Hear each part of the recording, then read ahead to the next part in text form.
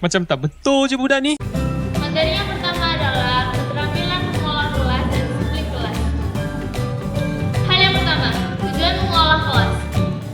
Salah satu tugas seorang guru yang tidak pernah ditinggalkan selain mengajar adalah mengolah kelas. Guru selalu mengolah kelas ketika akan melaksanakan kegiatan belajar mengajar.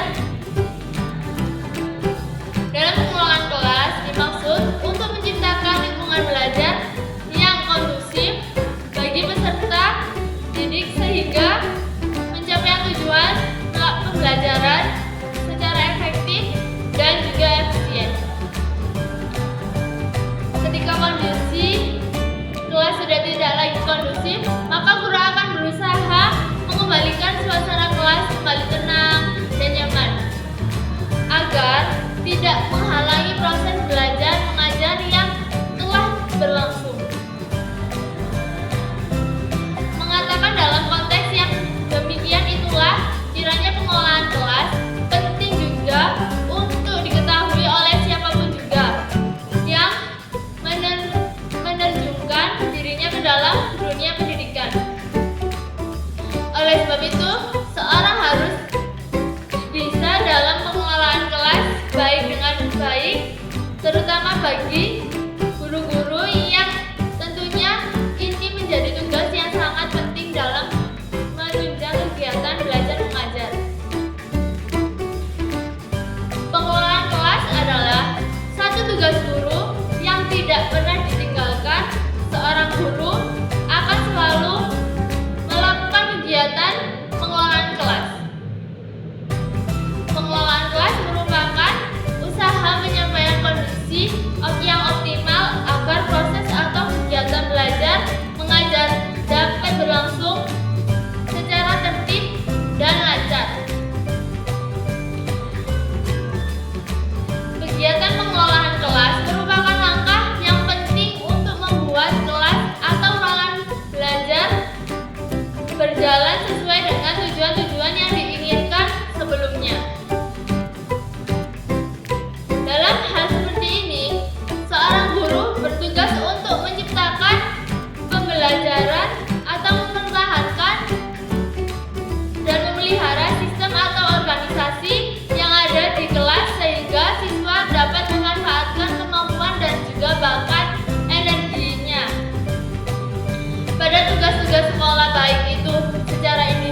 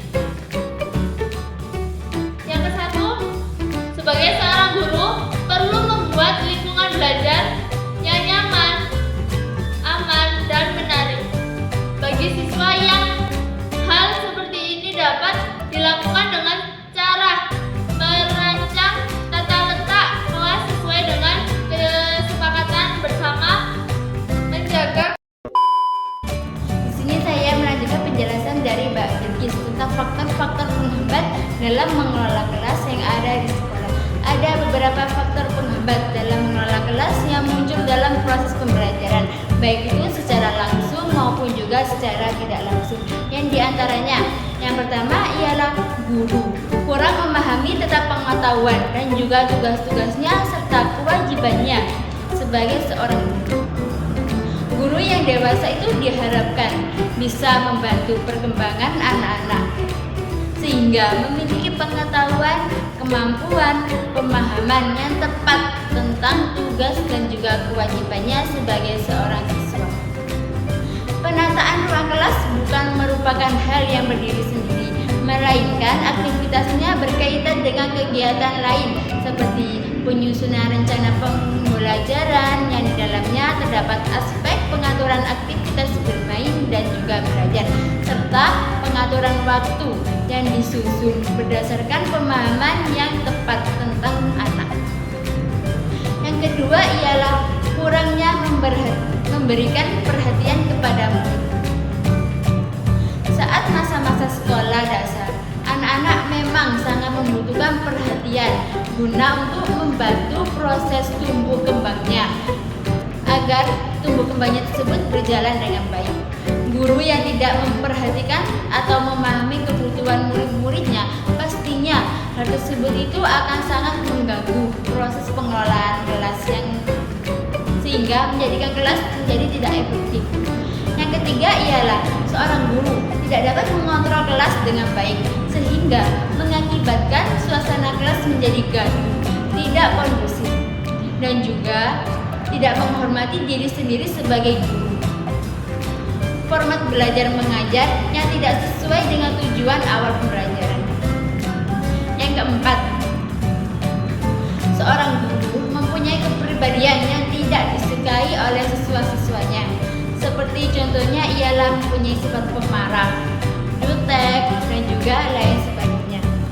Ada banyak sekali cara yang tepat untuk menciptakan suasana kelas yang awalnya gaduh menjadi lebih kondusif, dan juga yang awalnya ramai menjadi tenang, serta yang awalnya ribut menjadi riuh.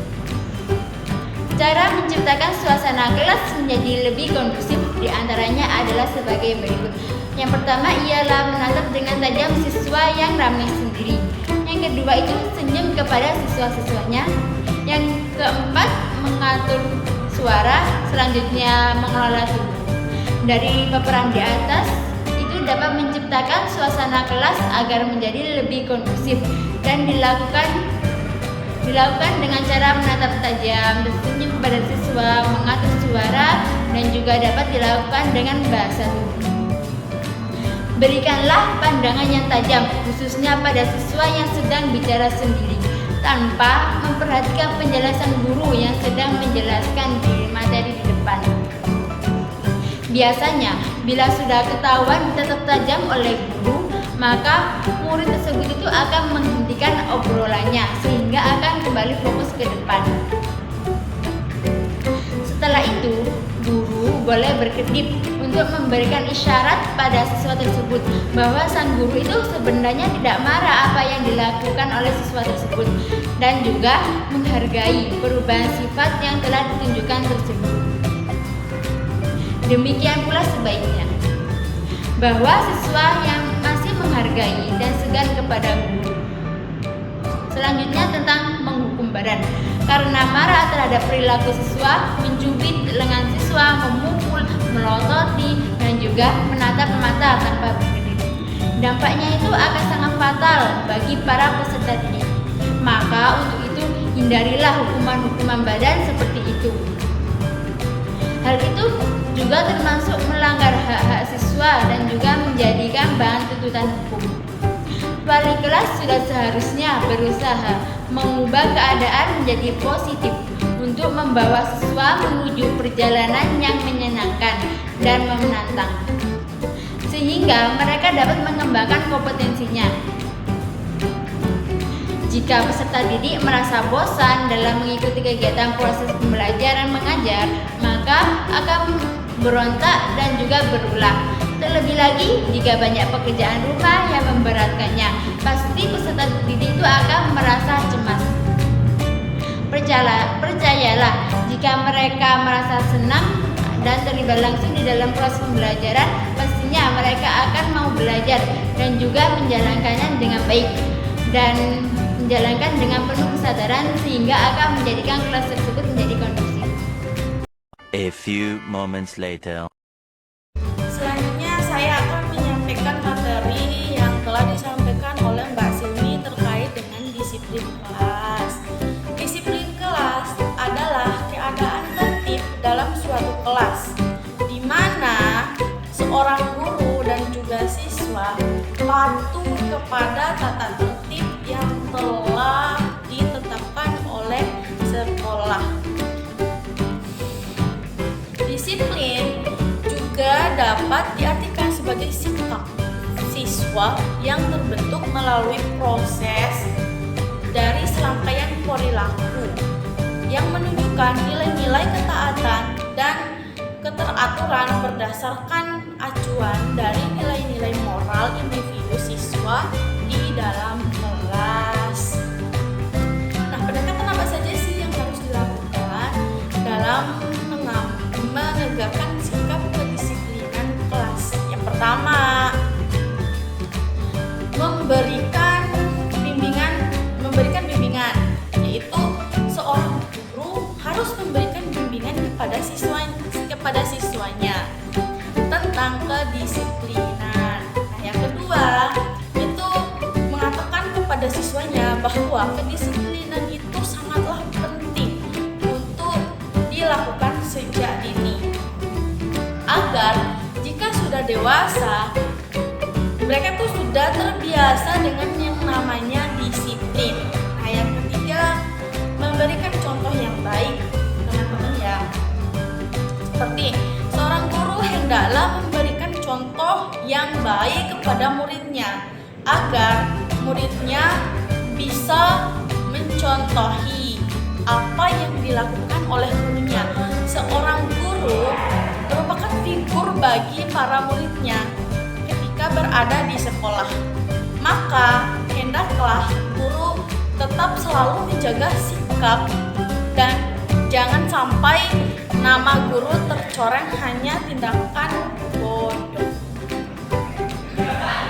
Nah, selanjutnya itu melibatkan siswa dalam mengambil sebuah keputusan ya.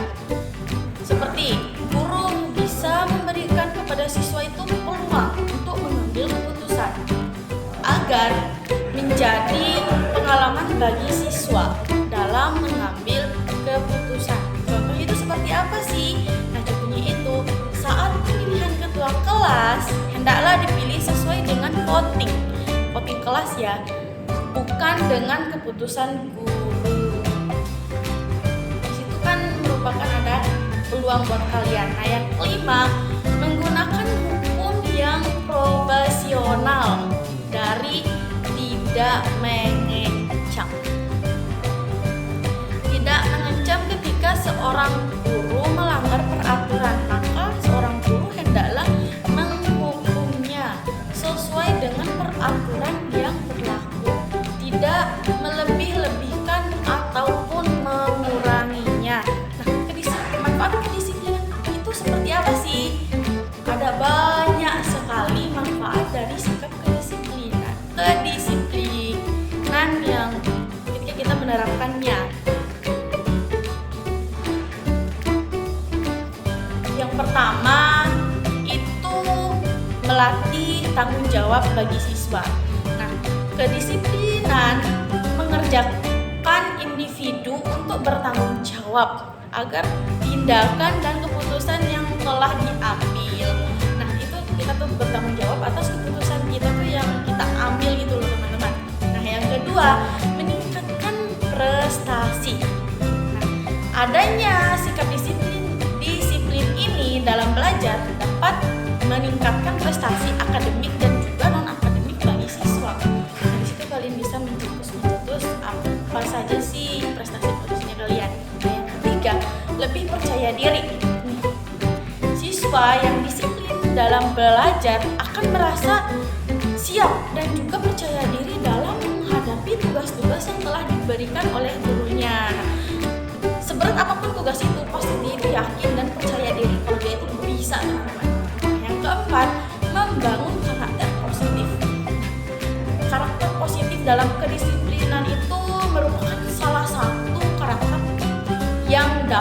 membantu siswa dalam kehidupan sehari-hari. Nah, yang kelima itu meningkatkan efektivitas kegiatan belajar mengajar. Lingkungan sekolah yang bersifat kondusif dan juga menyenangkan. Itu kan kita bakalan senang. Terus terciptanya jika siswa mampu untuk bersikap disiplin dengan adanya peraturan sekolah. Yang keenam, membuat kegiatan belajar mengajar lebih efektif dengan adanya kedisiplinan kegiatan belajar mengajar dapat berjalan dengan lebih efektif dan juga lebih efisien. Nah, di sini kegiatan belajar kita itu akan lebih teratur ya, tidak ada waktu yang terbuang begitu saja, tidak ada keterlambatan. Karena ketika kita sudah berada di lingkungan sekolah, berarti kita tuh harus mematuhi peraturan-peraturan yang ada dalam sekolah. Itu peraturan-peraturan itu bisa menumbuhkan sikap disiplinnya kita itu jauh lebih besar lagi, teman-teman. Nah, kemudian selain itu, sikap disiplin itu mampu contoh manfaat yang ke berapa ya tadi ya teman-teman, itu menciptakan prestasi. Itu kalian bisa menumbuhkan lagi prestasi kalian yang kayak terpendam gitu loh. Kalian tuh bisa mengeluarkannya. Prestasi apa sih yang kalian punya? Kenapa saya tidak mengeluarkan apa yang saya punya gitu loh? Berarti di situ kalian udah menciptakan adanya prestasi yang harus kalian keluarkan di saat adanya peluang. Selain itu, dari situ kalian itu bisa menumbuhkan rasa percaya diri juga. Nah, berarti ketika kalian sudah mengeluarkan apa saja yang kalian pendam, prestasi-prestasi yang kalian pendam itu, nanti kalian kayak berpikir, oh nanti saya tuh bisa seperti dia gitu loh. Kenapa saya tidak menunjukkan prestasi yang harus saya keluarkan itu terpendam, menumbuhkan rasa percaya kalian. Kan adanya kayak insecure, aduh aku insecure banget sih gitu kan. Kalian pasti merasa insecure kan ketika kalian melihat teman kalian itu berprestasi gitu kan. Berarti kalian sebagai murid wajib mengembangkan rasa percaya dirinya kalau bisa seperti teman-teman yang lain. Begitu ya teman-teman. Ini itu saja yang bisa saya sampaikan kepada kalian terkait dengan materi kedisiplinan kelas. Oh iya teman-teman, selain itu juga tindakan kedisiplinan kelas itu dapat membuat ruangan kelas itu menjadi lebih damai, tentram, tidak ada yang tidak bakalan terjadi yang namanya itu berantem itu loh. Kemudian kelas itu tidak bakalan ada karena kita tuh menumbuhkan sikap disiplin dalam diri kita itu sudah sangat dalam teman-teman. Walaupun kita merasa oh ternyata teman aku yang itu seperti ini, dia itu masih kurang gitu loh rasa disiplin dalam kelas, karena kan dia kurang mematuhi peraturan yang telah ditetapkan oleh sekolah itu sendiri. Nah begitu saja ya teman-teman ya. Sekian dari saya. Wassalamualaikum warahmatullahi wabarakatuh. Saya akan menjelaskan penjelasan dari Mbak Juliati, ialah tentang masalah-masalah yang sering terjadi di dalam kelas sehingga menjadikan kelas tersebut tidak kondusif. Masalah tersebut sangat bervariasi, mulai dari cara belajar yang rendah sampai konflik antar siswa. Berikut ini ada beberapa masalah-masalah yang sering terjadi di dalam kelas dan juga solusi untuk mengatasi masalah tersebut. Yang pertama adalah masalah yang sering terjadi adalah motivasi siswa yang sangat rendah. Seorang siswa yang mempunyai semangat belajar rendah, pastinya hal tersebut akan membuat siswa tersebut menjadi malas dan juga bosan untuk belajar. Ada banyak sekali faktor yang mengakibatkan motivasi belajar siswa menjadi rendah. Salah satunya ialah adanya suatu mata pelajaran yang tidak bisa dikuasai oleh siswa. Faktor lingkungan juga mempengaruhi, yang mana tidak menjunjung tinggi nilai-nilai pendidikan, dan juga masih banyak lagi masalah-masalah yang lainnya. Solusi untuk masalah seperti itu ialah guru dapat membantu meningkatkan motivasi belajar siswa. Selain itu, memilih sekolah yang tepat dengan lingkungan yang aman dan juga mendukung dalam membantu mengatasi masalah tersebut. Yang kedua ialah adanya gangguan yang mengganggu konsentrasi dalam proses pembelajaran. Dalam belajar, ada sebagian siswa bila dalam belajar membutuhkan tingkat fokus yang lebih tinggi daripada yang lainnya. Hal ini jelas akan sangat mengganggu apabila lingkungan sekitar tidak kondusif.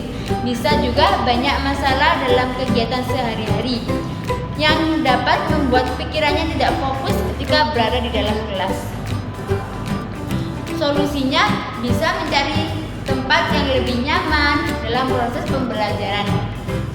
Sebelum memulai proses pembelajaran, siswa dapat menjernihkan pikirannya terlebih dahulu dari hal-hal yang mengganggu dengan cara menuliskan permasalahan yang ada yang dialaminya di atas sebuah kertas, atau juga berkomunikasi masalah tersebut kepada teman-teman yang dapat dipercayainya, ataupun juga bisa dilakukan dengan cara berolahraga secara ringan juga teratur agar pikiran-pikiran tersebut menjadi lebih rileks kembali.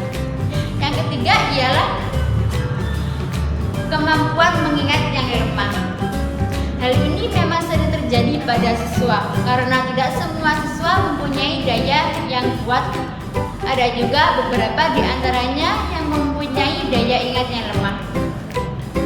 Untuk itu, siswa dapat melakukan kegiatan mencatat pembelajaran lebih sering daripada teman-temannya yang lainnya.